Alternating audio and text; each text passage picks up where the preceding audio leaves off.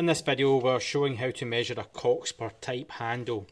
So this is just a simple measurement required, which is from the base of the handle to the underside of the nib.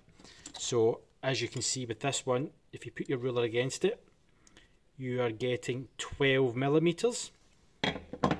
This one, as another example, you are getting 17.5 millimeters.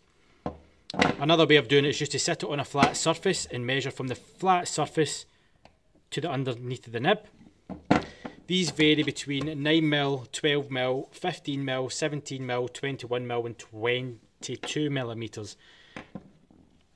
So again, just put a ruler underneath the base of the nib and take the measurement to the base of the handle, which you'll get here is 12 millimeters.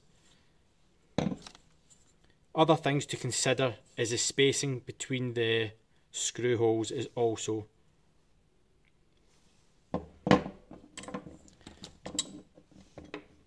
You do get universal handles that come a set 22 millimeters